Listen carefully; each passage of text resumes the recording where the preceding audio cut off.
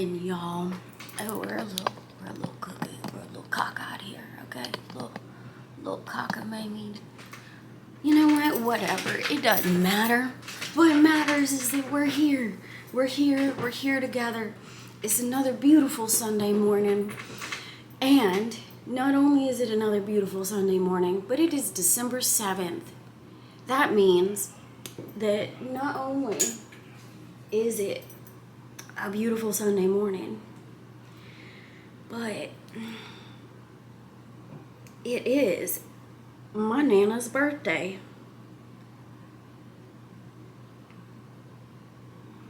And it's also the anniversary of the Japanese attack on Pearl Harbor. But you know what? To me, what's more important is that it is my Nana's birthday, okay? She was one of the best ladies ever, hands down, without a doubt. And if you were privileged enough to know her, then unless something was terribly wrong with you, you love my Nana too, because she was an absolute, unequivocal, just gold star human being. Truly. But today's her birthday. I'm gonna call my granddaddy later and talk to him. But it is happy birthday, Nana. And good morning to y'all. It's beautiful out. Is it all going to hell in a handbasket? Absolutely. But you know what? You can do something about it. All right? You can wake up and you can decide what kind of day you're going to have so that your future can be different. All right? Because that's what it's about. It's about waking up and making decisions and living your life in a way that sets future you up for success. All right? And bless her ever-loving heart. My Nana did everything she could to set her kids and, by association, her grandkids and her grandbabies up for success. And Lord, man, were her and my granddaddy successful. They really were. Not one of her kids, not one of her grandbabies is out in these streets doing bad. All right, we're all doing well. We are all incredibly blessed and highly favored, and at least for me personally, I know for a fact a large part of the good juju that I have in my life is because she put so much of her time and effort into making sure that I had a really good foundation to start off with. Okay, as my dad would say, you work real hard to put your kids up on the highest branch possible so that when they jump off, they've got more opportunity than you did, okay? Now, family, we're going to have a moment here where we just appreciate what we have been given in life, the opportunities that we have, and go out and tell the people that you love in your life that you love them. Spend time with them, all right? That's what a lot of I want to do is encourage fellowship and being in real life and in enjoying what we have, because we have a lot, y'all. We really do. I was talking to one of my friends from high school this week, and I'm just constantly reminded of how diligently these globalist powers that be are working to convince us that we don't have shit, okay? When in fact, we have so much opportunity. We have so much privilege and ability to go out and do incredible things, right? And I just want to foster that and kind of be counter to this idea of, because they absolutely want you to own nothing and be happy. But what I'm telling you is that because we live in a capitalist society, you have the power and you have the choice. Stop letting these sketchy pro-socialist commie bastards come in and convince you that you don't, because you do, all right? And the reason they want to convince you that you don't is exactly because you do, all right? And they're the ones out here not adding anything to society, all right? And there's something you should admire billionaires, specifically capitalistic billionaires and people that are successful, because it means that you can too. If you come up with a product or a service that is worthy, you too can become a trillionaire, baby, all right? Especially in the United States. It's why we've got every useless Joe Blow in the world wanting to knock on our door and come in and get things for free, okay? Precisely because it's a million times better to be a hobo, homeless, welfare person in the United States than it is to live anywhere else, okay? But that was not the tangent that I meant to go on today. We were talking about my Nana and how marvelous she was. And I can tell you right now, the number one thing that she would want me to pass along is don't trust anybody. All right? Don't trust anybody. Go out, do your own research, do your own investigation, and never take somebody else's word for it, babies, all right? You gotta go out and you have to assume that every single person that you encounter is trying to get something from you, all right? And it's just a matter of figuring out what exactly it is that they want, all right? And they're trying to navigate you, manipulate you, and figure out a way to use you to further their aims, all right? We all do it in one way or another, all right? But our ability to recognize that within ourselves is what helps us recognize that in other people. And Nana also said don't trust anybody because she was a preteen when they dropped the bomb on Nagasaki, okay? And she grew up in World War II, pre-World War II, World War II Japan. This is the, imperialist Japan, and lived through World War II, the bombing of her hometown, and then reached her adulthood in post-World War II occupied Japan. And if you've not done any research into what that political and social cultural landscape looked like, I recommend it. It's very interesting. The Japanese were absolutely brilliant at using the control of information to influence their populace, and I mean we do it now. We've never not done it because information is power. But that is where, at least I believe, her favorite saying of don't trust anybody comes from, because we're all here to further our own self-interest, and the only thing that keeps us from doing so in a reprehensible way is the moral guideposts and principles that have been instilled in us that we choose to live by in order to facilitate a better, more prosperous future for ourselves and our offspring in the future. I feel like I said future a lot now.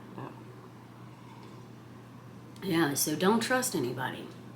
Don't trust me, don't trust your parents, don't trust your boyfriend, your girlfriend, don't trust anybody, right? And especially don't trust people that when you ask questions and you express a desire to learn or expand your knowledge base, shame you for that, right? And don't trust people that expect you to blindly take information at face value, because they're absolutely the ones that are trying to sell you something, okay? Because, baby, that hit dog do always holler, all right? But, man, what a time to be alive, y'all. What a time to be alive. It's just...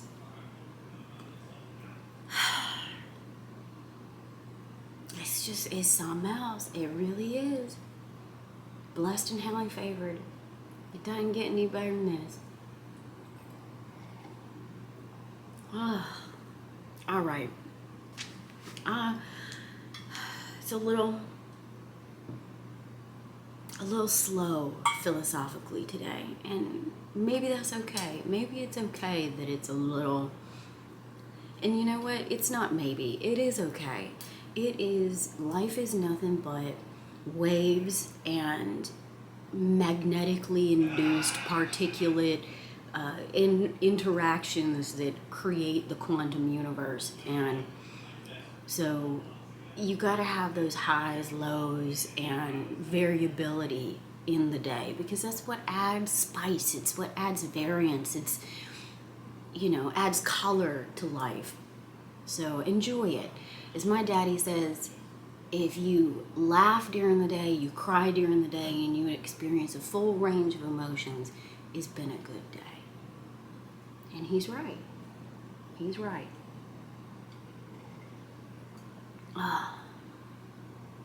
So I want everybody this week to really seriously consider where you find yourself and why you feel like you are not able to accomplish what it is you feel like you ought to be able to, okay? And do so in a really, it has to be done in a painfully transparent and honest way. It has to be. You have to be able to look at yourself and see within yourself the best and worst of humanity, because we all hold it within us. We do. And there's nothing wrong with that, but you have to be able to see it in order to learn how to live with it, to counteract with it, and most importantly, how to see it in other people and how to recognize those things in other people so that you can navigate and make choices and make decisions and have a better understanding of the world and your place in it. Man, so lucky, so absolutely fortunate. And one of the other things that this friend of mine and I were talking about, and I've talked about it in a couple of my episodes so far, specifically like my financial literacy one, and a lot of times I've mentioned my belief that you are hampered only by your own inability to buckle down and accomplish what you feel like you need to accomplish, especially in the United States. Every single person has untold amounts of privilege, especially in the United States. And globally, if you put eyeballs on this video, you have privilege. And we were talking, and this friend of mine was kind of lamenting over the perceived difficulty of the situation that we find ourselves in from a economically mobile perspective. And it made me think about my parents and where my parents started out and where my grandparents started out. And that maybe it's just me, or maybe some of y'all's parents just haven't been as forthcoming about their start with you. But let me know, right? Like, what were your parents and their grandparents' beginnings like? Go find out. Ask them. Find out what it was like for them when they first started trying to build an independent life of their own, okay? Because with my parents, so I guess I got to start with my grandparents. So my maternal grandparents, that's my Nana, whose birthday is today, and my granddaddy. So my Nana met my granddaddy because my granddaddy is from Western North Carolina originally, talking about deliverance type Appalachia, all right? And I mean, grew up wealthy with family and love, but poor. I mean, they didn't have nothing, all right? But nobody in that particular region of the world when this was all going down had much, right? I mean, they had, most people had to walk. You were lucky if you had a cow. Most people didn't have a horse. You didn't have a car. They still had an outhouse. They considered themselves lucky if they had, a Sears catalog to use as TP instead of corn cobs, right? I mean, raised your own chickens. He only wore shoes in the wintertime. And, grew up not knowing how poor a lot of people would consider them because they were so fortunate in their friends and their relationships and the community that they lived in, despite all of the perceived economic differences. And my great-granddaddy, I've currently been encouraging my granddad to record his life on a voice recorder because I think that it's so important to document those lives and to document the experiences of him and his dad before him. And my great-granddaddy, Papa, man, he was they don't make them like that anymore. They really don't. And I cannot wait to hopefully someday share some of those stories. But an incredible man. He and his wife, my nanny, grew up and had their formative years during the Great Depression. And they had my granddaddy and grew up in Western North Carolina. And like a lot of people in the United States, the one way that he could get out and start trying to build a future for himself was to join the military. So he joined the Navy and became an electrical engineer on an ocean-going tug. Got terribly seasick every single time, still does. Man cannot stand any kind of major motions. Always got to ride in the front seat, that kind of motion sickness. But he joined the Navy, so he did it anyways, right? You throw up in a bag and continue on your way. But he was a engineer on an ocean-going tug. Ended up being stationed in Japan, I think in Nagasaki actually. Met my Nana there, fell in love, decided that she was the best thing that he'd ever come across and he couldn't let her go. So they got married. He brought her back to North Carolina and they lived with his parents for a little while until they could move away. And they eventually moved to Chicago so he could go to school. And then while they were living in Chicago, my Nana, she didn't speak great. She spoke English, but she didn't speak great English. She couldn't find a job. She was pregnant. He was trying to find a job. They didn't know anybody in Chicago. And you have to remember, this was a time where most people didn't even have a telephone. You just drove around, showed up, and asked people on the street and hoped somebody was nice enough to help you. So they ended up finding a basement apartment, and at one point, they had 10 cents and a baby. That's what they had. 10 cents and a baby in Chicago, knowing no one, and they had to figure it out. And my granddaddy will tell you that he was fortunate enough to have his Granny Franklin, who was another just remarkable woman who, for some spooky particle, just knew that her grandbaby needed something, sent him $20 in the mail at the precise right moment when they needed it, because he had literally 10 cents and a baby. All right?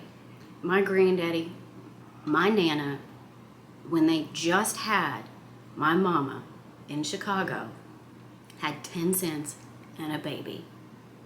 and they made it work. They ended up, my granddaddy got a degree in electrical engineering. He went on to work for a couple of different places, had a lot of different jobs. Again, he's telling his story, so one day hopefully I'll be able to pass that along, because it's, I mean, I'm biased because he's my granddaddy, but I think it's incredible.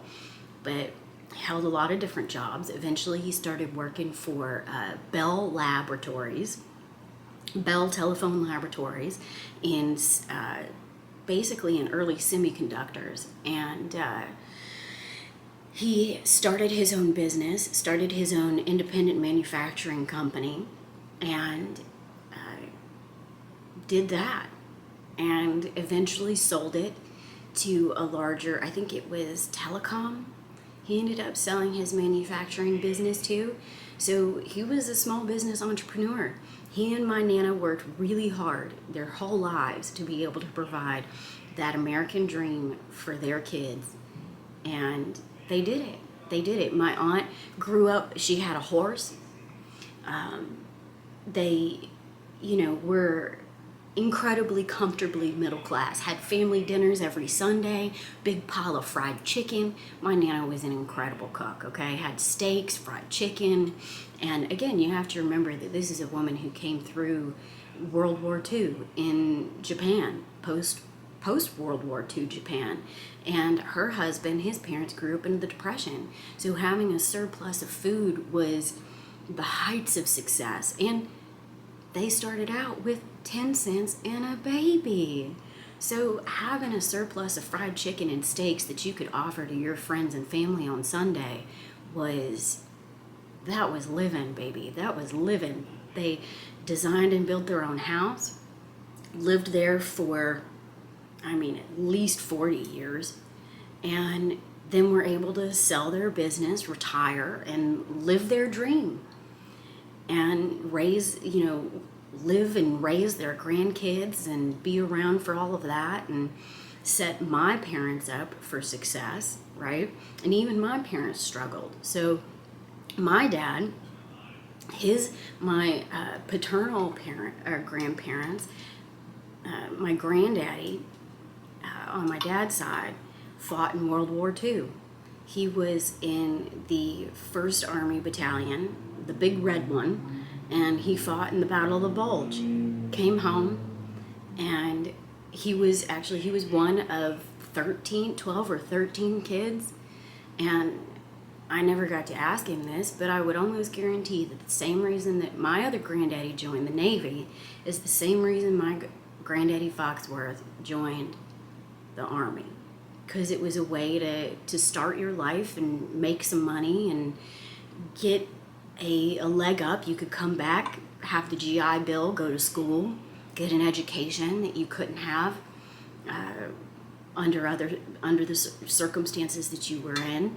And he came back after fighting in World War II and had a family, worked for the city government of my hometown, and raised 5 kids of his own.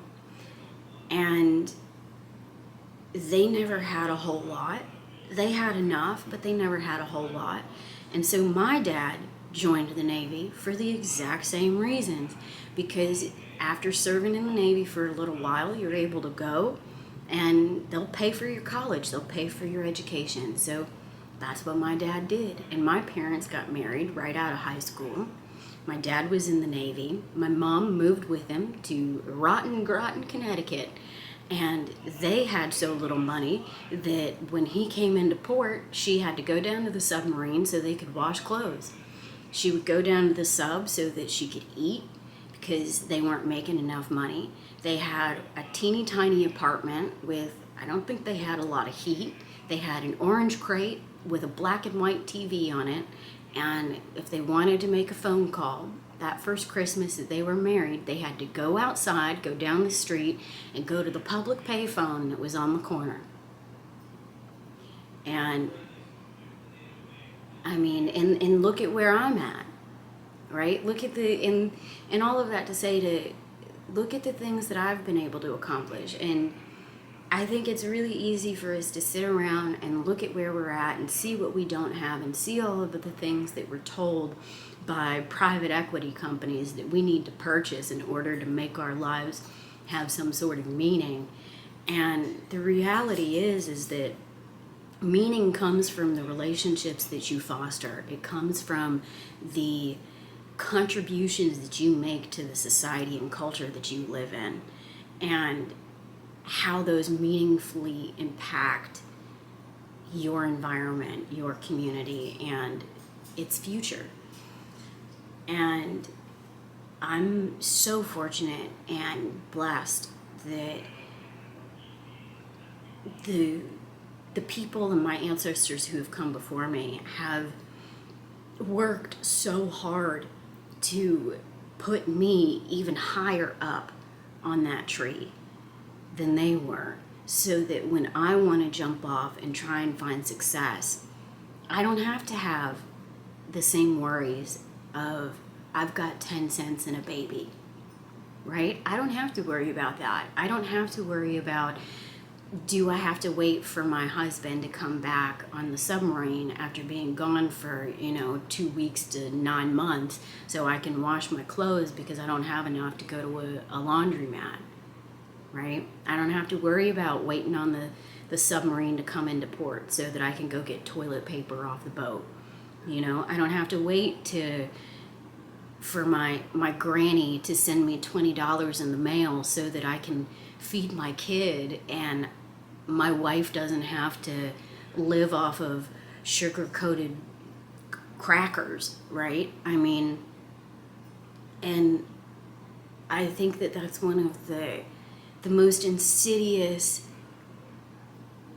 things that has been done to us as a generation, is this idea that we don't have the amount of privilege that we do. And because by convincing you that you don't have these opportunities and that you don't have the autonomy to change your life and direct the course of your destiny, you're relinquishing your future. You're willingly laying down your future because you're taking somebody else's word that you don't have that autonomy. And it's not true. It's not true. And I just want to remind people that you have every opportunity to be whatever it is that you want to be. And it's got nothing to do with skin color. It's got nothing to do with who you go home to at night. And it has everything to do with what kind of skills you choose to cultivate, what kind of principles you choose to cultivate, the codes of honor and integrity and personal accountability and respect that you choose to embody, and your willingness and personal determination to rise above the circumstances that you find yourself in the pursuit of your dreams and goals, whatever those might be. And you have that. You have that. So take advantage of it, babies. Take advantage of it. That's what's so great about capitalism and the American dream and meritocracy, right? Is that if you put in the work and you can prove with your actions and with outcomes and deliverables that you are providing a worthy service, product, or commodity, you can find success. And that's what I want to remind people too, is that if you're mad about the 1% having a lot of power and influence and having, 90% of the wealth in the world, then stop putting your money towards it, okay? Stop it. Go find your independent makers, doers, and local capitalists who are trying to start their own business, who are offering a trade, a skill, a service, a product that they are putting in the effort to do well. All right, that's the beauty of America, is that you can go find your neighbor who has a wonderful talent and skill and pay them instead of paying all these private equity firms. All right, and that's what I want to encourage. I want you and all of our wonderfully talented Americans to be able to have those mom and pop shops, right? And to grow those into small familial dynasties, right? And pass that wealth along to their kids. And I think that's success. And you have the power to do that. You have just as much power to get off of your phone, stop getting Chipotle delivered, and go find a local restaurant. Go find a local store. Go find a local craftsperson to help you do what you need to do and to provide the things that you're looking to add to your life. And especially, and why do I care about that? Because I'm in consumer goods. I'm a fashion designer. My whole life is around creating goods that you don't necessarily really need, and yet convincing you that you need them otherwise. And my parentals paid top dollar so that I could get an education in how to scam you out of your money for consumer products that are poorly made and manufactured by a modern day wage slave, so that, you know, oh well, that's excitement, isn't it? But anyways, y'all get what I'm saying. Send a happy birthday thought to your Nana for my Nana's birthday. Give her a call. Give your granddaddy a call. Give your mama a call. Give your daddy a call. And just appreciate all of the sacrifice and work that was put in by your ancestors to get you to where you are today, so that you have as much opportunity as you do. Because I know you do, baby. I know you have every opportunity to be everything that you want to be in your life. It's just a matter of whether you want to go out and put in the work to do it. All right? And stop messing with your face, okay? We're gonna do a video about that too, okay? Because I'm tired of y'all messing around with what your ancestor just gave you and coming out with a copycat clone face where you look like every other overfilled bimbo on the internet, okay? It's not cute, and it's not solving the internal problems that exist, all right? But anyways, join us next episode for that particular rant. Today, go love your family and don't trust anybody. And I'll talk to you next week. Bye, y'all.